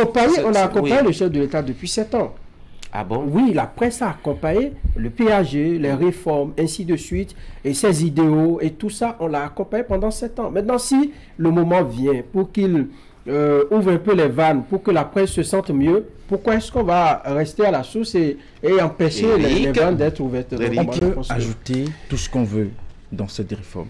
Mais tant que ça ne touche pas l'individu, le journaliste, qu'est-ce qu'il faut faire concrètement? Pour moi, ça ne veut absolument rien dire.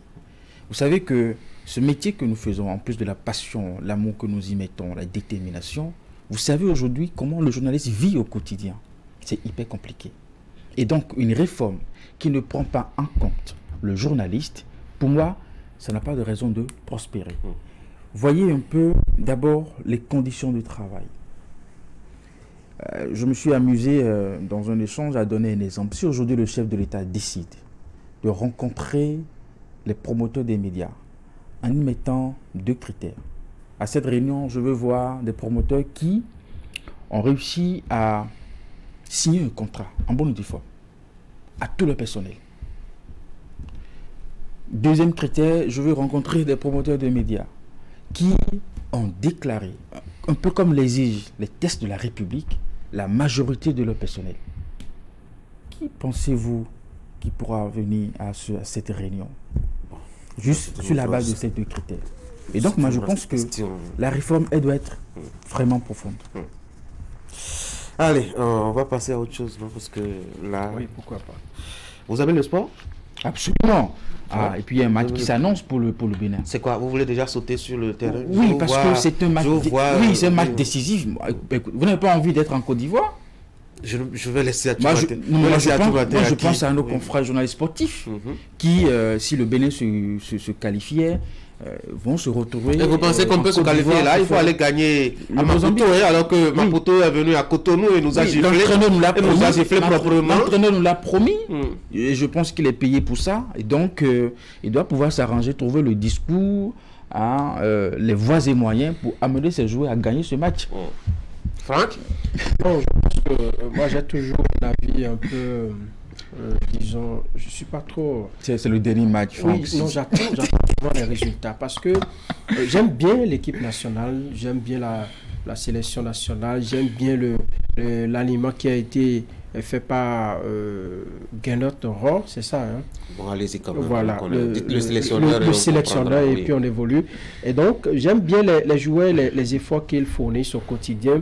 Mais souvent, il n'y a pas de finition dans le jeu béninois. C'est ce qui, moi, me désole un tout petit peu. Je veux voir, cette fois-ci, si nous allons à Maputo, qu'on puisse faire un bon jeu, qu'on puisse ramener la victoire, qu'on puisse gagner, qu'on puisse engranger des... Non, c'est possible, c'est un jeu. Et lorsque vous...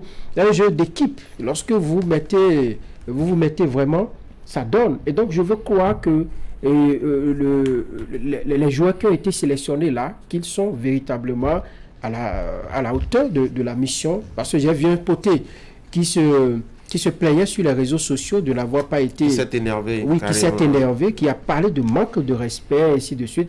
Lorsque déjà il n'a pas été invité. Lorsque dans leur rang déjà, vous voyez ce mécontentement, lui voulait venir jouer pour son pays, mais il n'a pas été allé. C'est aussi ça, le football. Il a eu plusieurs occasions. Mais je sais qu'il y a eu des jeunes qui ont été alignés et qui peuvent faire le miracle. C'est ça que nous attendons. Et il va falloir que le Bénin définisse des objectifs en matière de football, du sport roi. Parce qu'on y va, chaque année on dit, les éliminatoires, on y va, et puis à la fin on revient.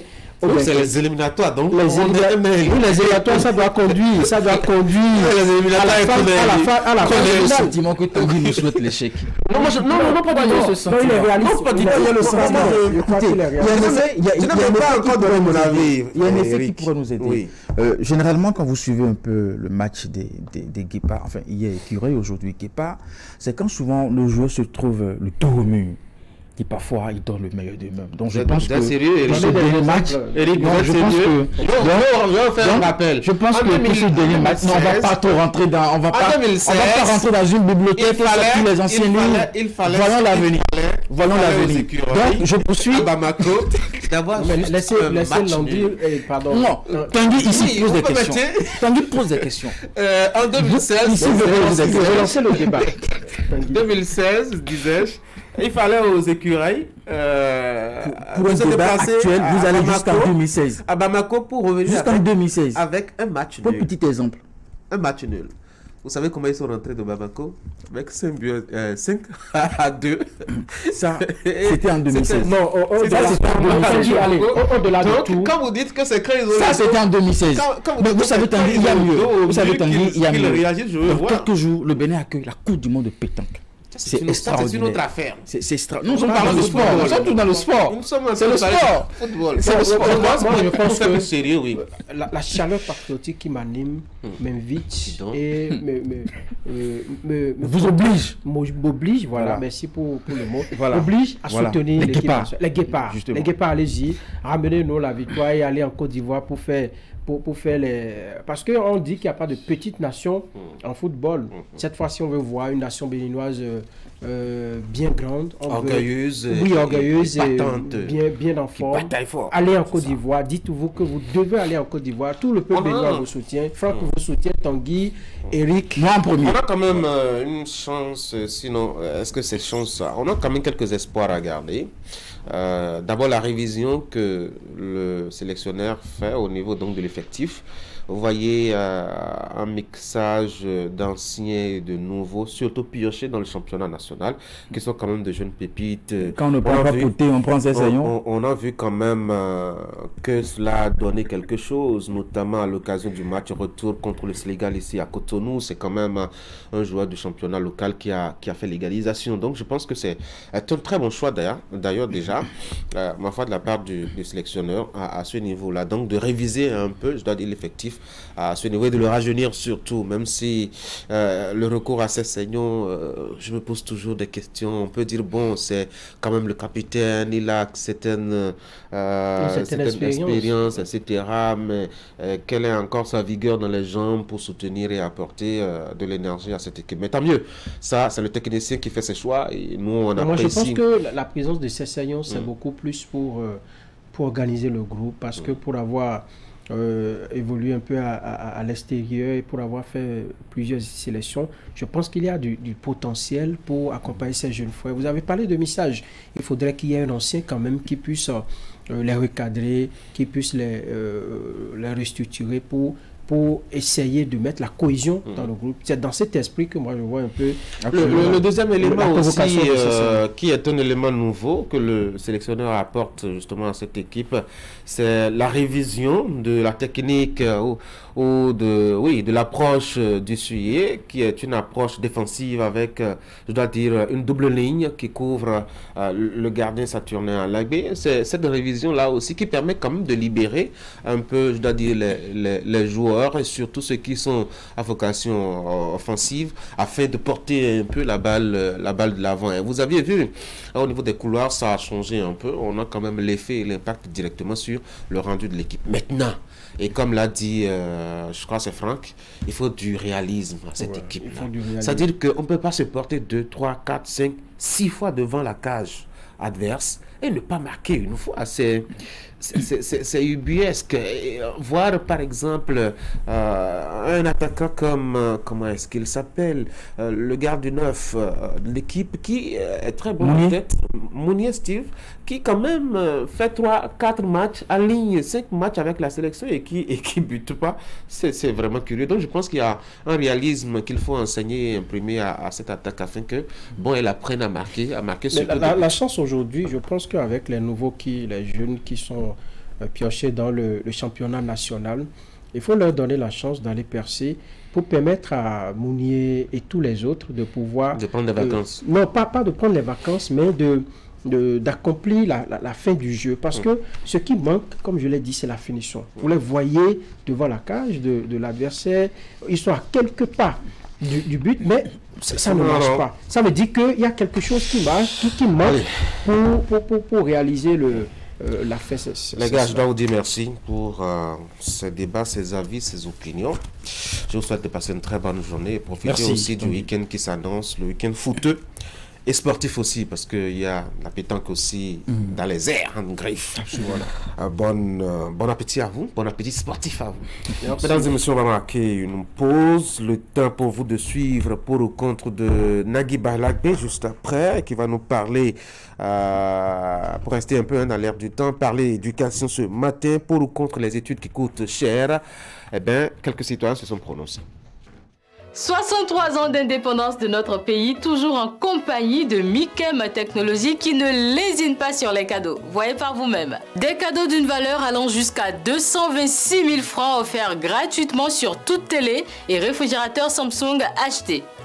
Et comme avec Mikem, un cadeau ne vient jamais seul, vos climatiseurs Samsung R410, 1,5 et 2 chevaux sont déjà disponibles dans les boutiques Néo et Allo de proximité. Produits sous garantie 12 mois, service après-vente et livraison disponible. Contact vendeur 60 00 66 66.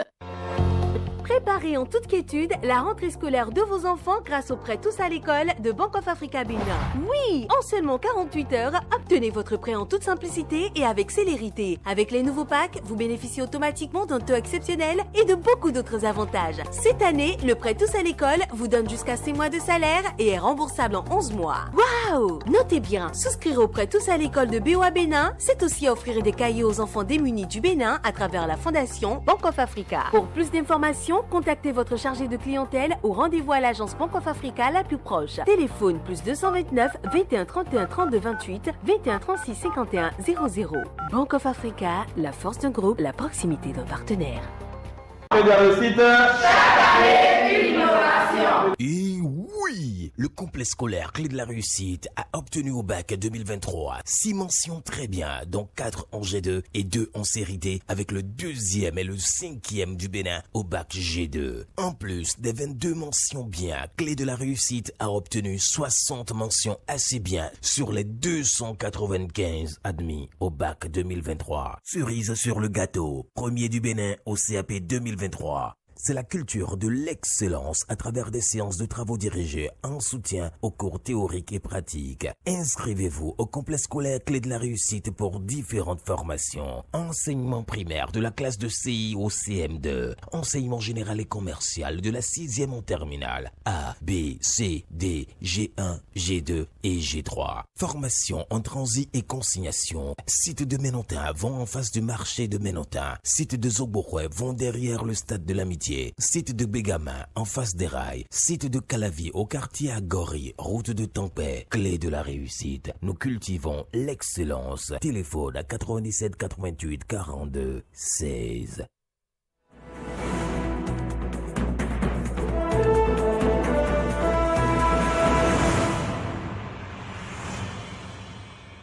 C'est Madame Quatenon, la promotrice du maquis Mère Madeleine. Je suis contre. Parce que la vie actuelle, c'est pas facile pour personne. Et je ne peux pas faire sortir beaucoup d'argent pour la scolarité de mon fils. Il finit, il termine les cours et il sort perdant. Genre, si je dis perdant, il sort sans diplôme, il sort sans un métier. Je dirais carrément sans garantie. Donc, si c'était que l'enfant va à l'école, j'investis, je paye la scolarité, cher, c'est que mon enfant doit pouvoir sortir avec un diplôme ou bien pouvoir apprendre un métier, sortir, commencer par travailler en même temps. Si ce n'est pas le cas, alors moi, je ne suis pas pour. Thierry Vidigla. Je suis contre, naturellement, je suis contre. Je ne peux pas avoir de la qualité quelque part qui coûte moins cher et prétendre, en tout cas, envoyer mon enfant, sinon mes enfants, dans une école qui coûte plus cher. Qu'est-ce que je cherche? Ça peut bien s'expliquer. Ça peut bien s'expliquer parce qu'il y en a qui tentent de... mon rapport, faut s'écouter, je dois paraître, j'ai un statut donné, les enfants des autres sont à tel endroit et bon, il faut que mes enfants aussi soient un peu décidés de s'endetter, okay, pour envoyer les enfants à une école de plusieurs millions, ça existe. Mais ce n'est pas réfléchi à mon sens, ce n'est pas réfléchi. En tout cas, chacun sait ce qu'il veut dans la vie et chacun sait comment faire pour obtenir ce qu'il veut. Nous contre parce que nous sommes nos contre. Et puis disons, alors ville bisok bien. Nous raison bon état sous le mieux des beaux amis public cinq côtés tout jusque gando quand les bihuire naï à sommet Dauphiné bien nous le piquement mais le public cinq côtés bien le piquement menelé le à quoi d'arro cinq côtés nous là quoi d'arro toujours ni mo le que na monter beaux encore vicino yi à sommet à quoi va arriver à cinq côtés bien fichi l'école les ben nous soit quoi les fichi l'école les ben nous soit quoi les mais non mon sinon nos public nos plans village bien privé sous le piquement mais là heureusement que mais non dormir que futur à quoi les sciences mais il va on cause des points Moi on m'appelle monsieur Ronton Théophraste. Ah bon, et cela va de soi parce que moi personnellement j'avais toujours inscrit mes élèves, mes enfants dans des écoles qui coûtaient un peu cher et chez les écoles catholiques par exemple. Mais par la force des choses, j'ai vu que bon, et la façon dont on me persécutait pour payer la scolarité, je n'arrivais pas, et puis j'étais à bout. Donc j'ai choisi de les mettre dans une école qui me coûte moins cher et qui était dans les normes. Donc aujourd'hui, je n'en souffre plus parce que c'est compte tenu de mes moyens qu'aujourd'hui je mets les enfants dans une école que je peux gérer facilement. On m'appelle Mathias Amon Aromandegbe. Je suis le directeur départemental des enseignements secondaires techniques et de la formation professionnelle de l'Atlantique. C'est relatif, hein? C'est relatif. Et frais de scolarité très élevés, ça dépend. Et là, je veux faire la part des choses. Dans notre pays, ça ne peut être que les établissements privés. Que ça soit général ou technique, c'est en fonction des investissements. D'abord, je prends les infrastructures d'accueil. Si l'école est bien construite, il y a tout ce qu'il faut. Et les enseignants sont de qualité. Et le fondateur met tout le contenu pour que le sorti, c'est-à-dire l'élève qui entre là, sort avec un très bon niveau, il peut mettre le prix. Mais il ne faut pas se baser, j'invite les parents à ne pas se baser sur le coût de la formation pour inscrire les enfants. Les gens peuvent avoir des infrastructures pas comme les autres, mais le contenu est bon. Si l'enfant entre là, il sort avec un bon niveau. Ce qu'on devrait privilégier, c'est le sorti. Si un enfant entre avec un niveau bas, il sort de l'école avec un niveau élevé. Je préfère que les parents d'élèves analysent et voient réellement la prestation des établissements pour pouvoir inscrire les enfants et non le coût. Parce que tout ce qui coûte cher n'est pas de bonne qualité.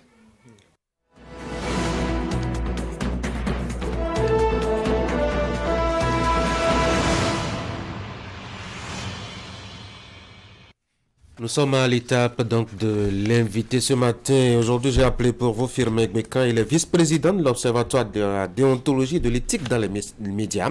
Monsieur Gbekan, bonjour. Bonjour. Bienvenue sur Actu Matin. Vous avez suivi nos échanges tout à l'heure qui portaient justement sur la réforme annoncée dans le secteur des médias. Quel est votre avis? Ah oui, je vous remercie d'abord pour cette opportunité que vous nous donnez, Oldem 9e mandature, pour nous exprimer sur les GED qui commencent tout à l'heure, qui s'ouvrent tout à l'heure à 10h00 à la Maison des médias, Maison Ménia Saint-Thomas. J'ai suivi effectivement votre débat sur les réformes demandées par le chef de l'État. Ça tarde à venir. Ça tarde véritablement, ça tarde. Ça fait 9 mois. Nous sommes en septembre. Le chef de l'État, c'est le 12 janvier dernier, si j'ai bonne mémoire, que le chef de l'État a lancé ce pavé. Cette adresse à l'endroit de la HAC, 9 mois durant. Certainement que la HAC, dans son silence radio, est en train de faire de bonnes choses. Vous n'en saviez rien. Oui, justement. Qui appartenez quand même à une structure qui doit être au fait de l'information. C'est pourquoi nous sommes inquiets. Parce que cette HAC même doit pouvoir nous dire, je voudrais caricaturer quelque chose. Vous êtes à la maison, c'est l'heure du déjeuner ou bien du dîner, et votre épouse dit, je suis en train de faire la bonne cuisine pour vous. Elle est là. 3 heures de temps, vous n'avez rien. Vous ne sentez même pas l'odeur. Et elle ne vient pas de temps en temps vous dire, s'il vous plaît, mon très cher époux, ne vous fâchez pas, je suis en train... Oui. Cette HAC qui est muette depuis sur les réformes, vous avez dit. Oui, mais votre caricature me plaît très bien. Si monsieur est au salon, les pieds sur le guéridon face à la télé, et que 3 heures passent et qu'il ne voit rien, pourquoi est-ce que lui-même ne se lève pas pour aller jeter un coup d'œil à la cuisine pour voir ce qui se passe? Les structures fêtières, pourquoi est-ce qu'elles ne vont pas à la HAC demander ce qui se passe? Pourquoi elles n'organisent pas de conférence de presse pour demander ce qui se passe? Parce que quand elles sont sorties, à propos de la carte de presse, on l'a eu, notre carte de presse. Et Tanguy, oui. Vous êtes en train de me tirer la langue. Et si je la sors, c'est que je risque d'être amer. Ah oui, c'est l'ODEM, vous savez, tout ce qui a eu lieu avant que nous n'ayons notre audience avec le président de la HAC, évidemment, c'est à sa convenance, nous ne pouvons pas l'obliger à avoir un agenda. Oui, mais il n'y a pas que le président. Le président est entouré de beaucoup de conseillers.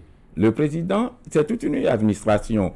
en dehors du président, il y a quand même, évidemment, sur instruction du président, des gens qui peuvent nous informer, qui peuvent nous dire, nous sommes à tel niveau, nous évoluons. Pour la carte de presse, nous avons fait le déplacement, nous avons eu de très bonnes informations, et quand nous l'avons eu, ça n'a pas tardé, effectivement, l'acte a suivi la parole. Nous avons eu nos cartes, même si à ce niveau, il y a eu à dire. Mais pour ce qui concerne le travail demandé par le chef de l'État, ce n'est pas nous qui avons demandé le travail, mais nous sommes les bénéficiaires. C'est à nous que cela va profiter. Il s'agit quand même de la vie professionnelle des journalistes.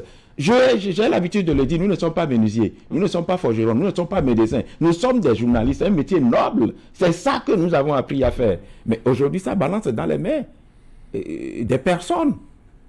Ça balance dans les mains. Je disais tout à l'heure, certainement que la HACA est en train de faire quelque chose de bon pour nous, de très bon pour nous, mais qu'on nous donne quand même l'appétit. Ça fait quand même 9 mois. Ah oui, je ne sais pas si l'impression que ça, le chef de l'État pouvait demander un tel travail à un ministère ou à d'autres structures que 9 mois après, on n'aurait rien. Bon, dans tous les cas, nous attendons, mais l'évidence aujourd'hui est que ça tarde. Ça tarde, et on peut le dire. Parlons de ce qui vous emmène ce matin dans les studios de Canal 3 Bénin. Il s'agit de cette activité de l'ODEM, les premières journées déontologiques. Ça démarre tout à l'heure, même à 10h, vous avez dit. Oui. C'est quoi l'idée derrière? Merci beaucoup. Et les journées éthiques et déontologie de la presse béninoise sont une initiative de l'ODEM 9e mandature pour asseoir un véritable dialogue professionnel avec les acteurs des médias afin d'évaluer ensemble les défis que le numérique représente désormais pour l'autorégulation et réfléchir aux perspectives. Vous savez, l'ODEM a été créé en 1999, en octobre plus précisément. À l'époque, le numérique, l'Internet n'était pas... Ne fait pas dominer largement la profession. Non, mais aujourd'hui... ce serait un secret de polichinelle de vous dire que l'Internet ne dépasse pas la presse écrite. Tout ce que vous... Aujourd'hui, même à la télé comme à la radio, même à la presse écrite, plus qu'à la presse écrite, vous avez besoin du numérique pour pouvoir évoluer. Donc, vous mettez le numérique au cœur. Donc, bien sûr, c'est pourquoi le thème des GED, c'est l'éthique et la déontologie à l'épreuve du numérique. C'est ça. Voilà le thème principal. Et à travers ce thème, quels sont l'objectif global que nous visons? L'objectif principal visé par l'ODEM 9e mandature est d'ouvrir le débat des défis que le numérique impose à l'autorégulation des médias. Et en tant qu'objectif spécifique, nous voulons mobiliser les acteurs des médias autour du thème principal que je venais d'évoquer. Nous voulons vulgariser les articles du Code de déontologie et d'éthique dans les médias. Nous voulons attirer l'attention des professionnels des médias sur la nécessité d'avoir une éthique professionnelle sur Internet. Oui, nous devons avoir l'éthique. Ce n'est pas parce qu'on utilise l'Internet pour informer que nous avons... Ça nous donne toute la liberté... de faire tout ce que nous voulons. Non. Alors, ça commence aujourd'hui. C'est quoi le menu de l'opération? Tout à l'heure, nous aurons la conférence inaugurale. Et après cette conférence inaugurale, nous aurons un thème, un débat. Nous aurons la présentation du maître Charles Badou qui va nous décortiquer et nous présenter le thème. Et ceux qui seront là, les acteurs, nous allons tous réfléchir sur ces thèmes, apporter nos grains au moulin pour que ensemble nous puissions préparer quelque chose de beau et de bien. Et avant de nous lancer, puisque après la conférence inaugurale, les conseillers de l'ODEM 9e mandature, nous avons constitué des équipes. Nous voulons parcourir tout le Bénin. Les 12 départements du Bénin seront sillonnés. Et nous voulons aller du nord au sud, de l'est à l'ouest pour partager avec non seulement les acteurs des médias, mais le public et les autorités. Notre vision.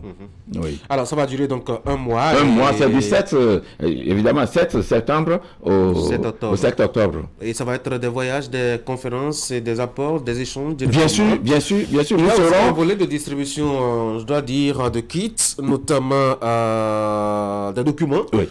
C'est quoi les documents à distribuer? Bien avant ce volet, il faut que je vous je partage avec vous et à travers vous, nos téléspectateurs, que nous aurons des visites dans les universités qui forment des journalistes, puisque c'est eux demain qui seront à notre place. Et il faut qu'on les implique déjà dans cette action, qu'on leur montre déjà que ce n'est pas parce qu'on utilise l'Internet pour faire le journalisme que nous avons le droit de faire du n'importe quoi. On veut les associer en même temps. Donc nous allons sillonner plusieurs universités qui forment les étudiants en journalisme. Nous irons dans les bibliothèques pour échanger avec les gens et distribuer les documents. Quels sont ces documents que nous voulons dire?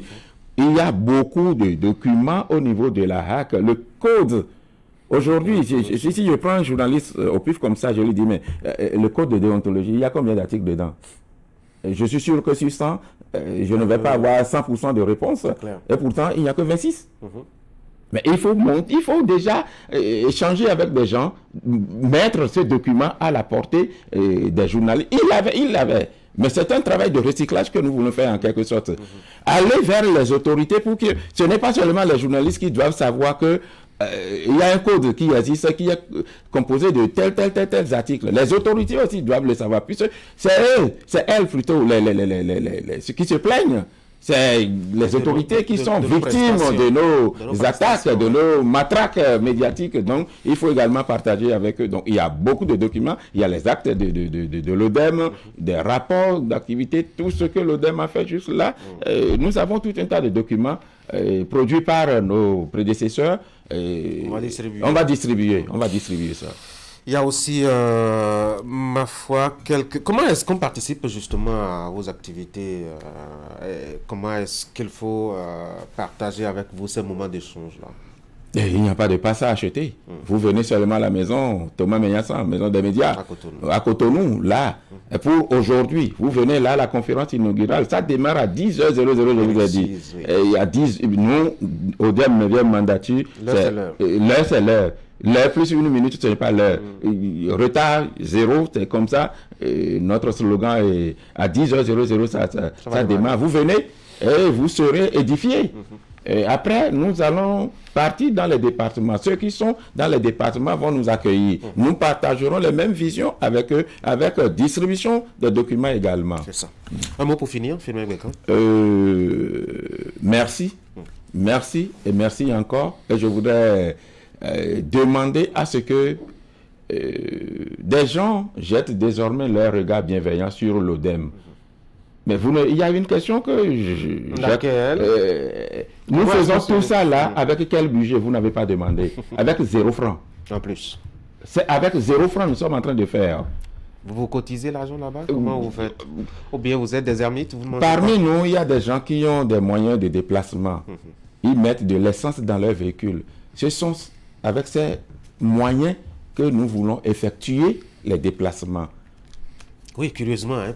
Dans le nord. Bien sûr, c'est comme ça. Il y a des descentes prévues à Kandi, à Natitengu, à Djougou, à Malandi. Est-ce que je dois... Vous allez y aller avec vos propres moyens. Est-ce que je dois t'informer que pour faire le déménagement d'Akpakpa à la maison des médias, puisque nous avons changé de siège, l'ODEM n'est plus à Akpakpa, l'ODEM est à la maison des médias. Pour faire ce déménagement, est-ce que je dois vous informer que c'est avec nos propres véhicules nous sommes allés ramasser les effets de l'ODEM pour venir? Il n'y a pas l'amour de la profession. Nous le faisons pour redorer le blason de notre profession. Nous le faisons parce que nous nous sommes engagés. Mais si les gens peuvent nous accompagner, ils seront les bienvenus. Absolument.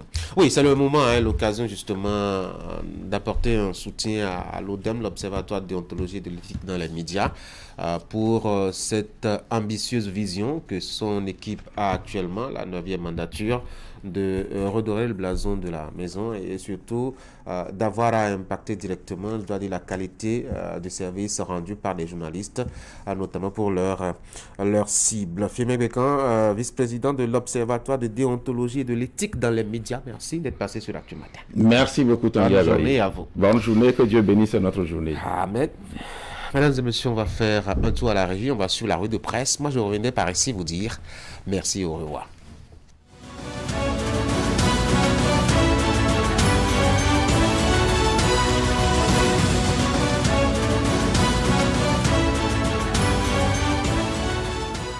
Bonjour à toutes et à tous.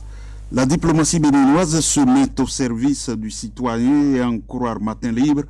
Le ministre des Affaires étrangères, Olusegun Bakary, parle d'une diplomatie qui améliore le quotidien des Béninois. À en croire le journal, il a abordé le réchauffement des liens séculaires entre le Bénin et le Nigeria, recentrer le débat sur le Niger et expliquer des accords et opportunités de la récente visite en Chine de Talon. Le matinal indique que pour le patron de la diplomatie béninoise, le Bénin et le Nigeria entretiennent des liens séculaires qui se doivent d'être consolidés pour le bonheur de leurs peuples respectifs. Le Bénin et le Nigeria sont des pays siamois, notamment martelé le ministre des Affaires étrangères. Olusegun Bakary souligne que les deux États partagent 800 km de frontières, les mêmes peuples et les mêmes langues. Pour la nation, le président de la République a tout mis en œuvre pour rapprocher les deux pays avec beaucoup de succès suite à l'arrivée au pouvoir de Bola Tinubu.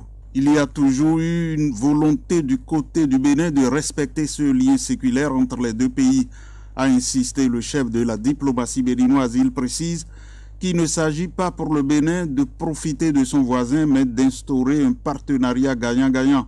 Et cette embellie ne sera pas bénéfique seulement aux deux pays. La bonne relation entre le Bénin et le Nigeria, c'est l'assurance d'un développement harmonieux entre tous les pays de la CEDEAO, déduit le ministre des Affaires étrangères. Sur la récente visite du chef de l'État en Chine, l'autre quotidien souligne que Olusegun Bakary a indiqué que plus de 200 millions de touristes chinois parcourent chaque année le monde et le chef de l'État, Patrice Talon, souhaite, dans la perspective du développement du secteur du tourisme au Bénin, attirer au Bénin entre 1 et 2 millions de ces touristes chinois. Au cours du récent séjour en Chine, a rappelé le ministre des Affaires étrangères, 13 accords ont été signés dans plusieurs domaines, notamment la promotion des investissements, des exportations et des échanges commerciaux. En 2022, les échanges entre la Chine et le Bénin ont été évalués à 22 millions de dollars. Et sur un tout autre volet, Fraternité pointe qui n'a pas occulté le coup d'État survenu au Niger, notamment la position du Bénin sur la décision de la CEDEAO. Le Bénin défend ainsi ses valeurs et ses principes au regard de son histoire. Depuis 1990, le pays a en effet opté pour la conquête du pouvoir par les urnes. Tous les États sont unanimes sur la condamnation des coups d'État. La CEDEAO privilégie la diplomatie dans la recherche de solutions à cette situation, a-t-il fait comprendre. Il est à souligner que le chef de la diplomatie béninoise a insisté sur le fait que le peuple nigérien et celui du Bénin sont des frères et sont condamnés à travailler ensemble pour le développement respectif de leur pays.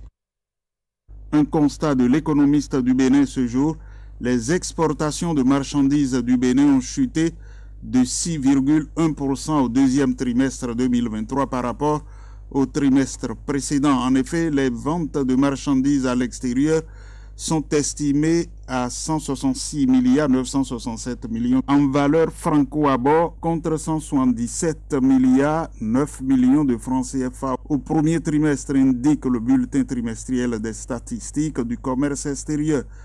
Un autre constat, cette fois-ci du côté de Fraternité. Depuis près d'un mois, le Bénin fait face à une pénurie de gaz qui affecte de nombreux citoyens à travers le pays. Les populations de Cotonou et environ prennent d'assaut les stations-service pour assurer la recharge du produit vital, mais elles doivent faire face à d'interminables files d'attente et à la rupture de stock. Et puis, le matinal informe que la commune de Tovikle, dans le département du Koufo, a accueilli le 6 septembre 2023 le lancement officiel de la tournée de reddition de comptes des députés du Parti Union Progressiste Le Renouveau dans les 24 circonscriptions électorales que compte le pays. La cérémonie a été présidée par le président Joseph Diogbenou. Par cette mission de reddition de comptes à l'intérieur du pays auprès de nos compatriotes, ajoute le challenge, les élus parlementaires UP Le Renouveau réaffirment et consolident leur proximité avec le peuple béninois. C'est un acte de bonne foi et de reconnaissance qui mérite d'être salué, insiste le journal quand Fraternité fait observer que c'est donc parti pour une quinzaine de jours de tournée à travers tout le pays au contact des populations, soit du 6 au 21 septembre 2023. Une première à l'ère du système partisan. Dans son rôle de leader de la classe politique nationale, l'Union progressiste Le Renouveau continue d'innover et de placer le citoyen béninois au cœur de sa politique. Pendant ce temps, rapporte le Challenge, le Centre de formation professionnelle et d'apprentissage de ZE organise depuis le 28 août 2023 un camp d'initiation professionnelle au profit des élèves vacanciers dénommé Camp Vacances.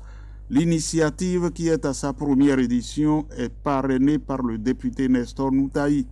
Elle vise à permettre aux apprenants participants de mieux s'imprégner des réalités de la formation professionnelle, ateliers d'art, installation du système photovoltaïque et d'antennes paraboliques, informatique et métiers du numérique, mode et vêtements, cuisine et restauration. Merci d'être resté à l'écoute.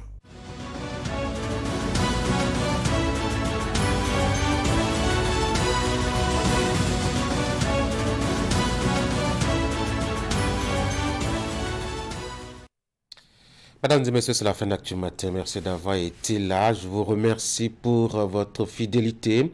Merci d'être resté à notre compagnie depuis lundi. L'aventure hebdomadaire s'achève ici pour moi et mon équipe. On va vous retrouver certainement lundi prochain par la grâce de Dieu. D'ici là, vous portez très bien et vous passez un excellent week-end par anticipation. Bonne journée à vous.